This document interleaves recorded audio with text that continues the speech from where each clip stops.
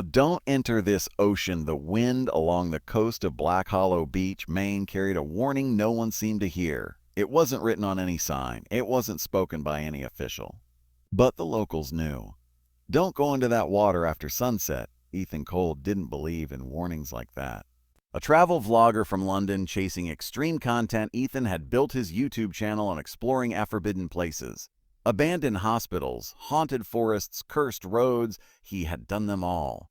And now he stood on the cold, gray sands of Black Hollow Beach, camera rolling. "All right, guys," he said, adjusting his hoodie as waves crashed behind him. Today we're in a place locals refuse to even talk about. They say something lives in this ocean, something not human.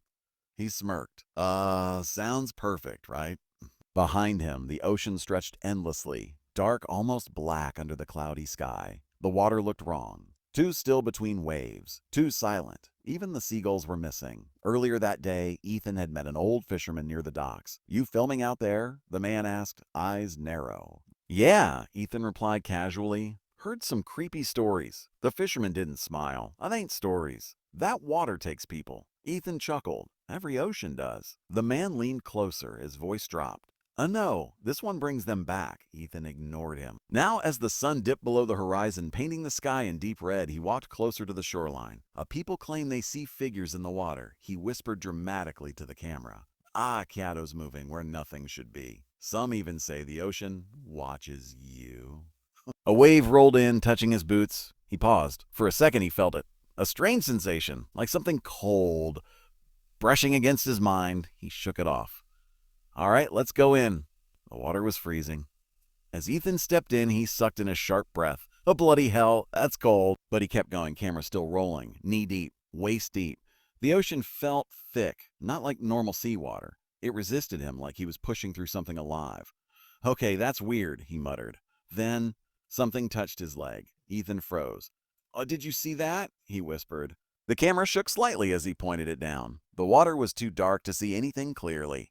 Probably just seaweed," he said, trying to sound confident. But deep down, he knew. It hadn't felt like seaweed. It had felt like fingers. The sun disappeared completely. Darkness swallowed the horizon. Ethan turned on his flashlight, the beam cutting through the black water. "All right, we're officially in nightmare territory now," he joked weakly. Then he heard it. A sound beneath the waves. Not a splash. Not movement. A voice. Faint. Distant. "Ethan. Ethan." He froze. Nope," he whispered. Nope, nope, nope." The voice came again, closer this time. "Ethan?" His heart started racing. "That's not funny," he said, looking around. "Who's there?" "No one. Just endless black water." Then something surfaced, about 10 feet away, a shape, humanoid, floating just below the surface. Ethan's breath caught in his throat. Do you see that?" he whispered to the camera. The figure didn't move. It just hovered. Then slowly it turned, and Ethan saw its face. It was him. Same eyes, same hair, same face, but pale, lifeless, and smiling. Ethan stumbled backwards, splashing water everywhere. "Well, what the hell is that?" The thing moved closer, still smiling, still silent. No, no, no, no." Ethan turned and tried to run toward shore, but the water felt thicker now. He could barely move. It was like something was pulling him back. Then more shapes appeared, around him, dozens, all beneath the surface, all human, all wrong. Some were missing eyes. Some had twisted limbs. Some looked bloated like they'd been underwater for years, and all of them were watching him. The voice returned. Not just one now, many, whispering together. "Oh, join us. Don't leave."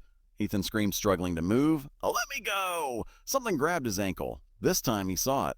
A pale hand, rotting, clawing its way out of the water. Then another hand.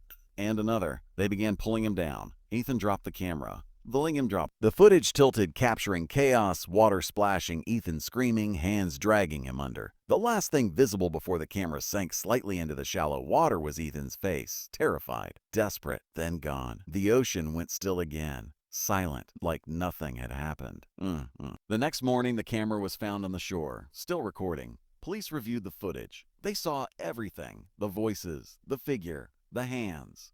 But what disturbed them most came at the very end.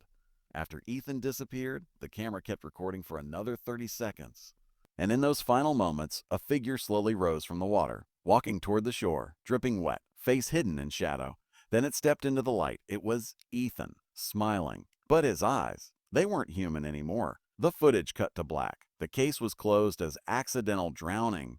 But the locals knew better, because that same night, a man matching Ethan's description was seen walking along the beach, talking to people, smiling, asking one simple question. Do you want to see the ocean at night? And every person who followed him disappeared. Now, the warning at Black Hollow Beach is clearer, not written, not official, but spoken in hushed voices. Don't go near the water after sunset. Don't listen if it calls your name. And if you see someone you recognize standing in the ocean, run, because it's not them anymore. It's what the ocean sent back.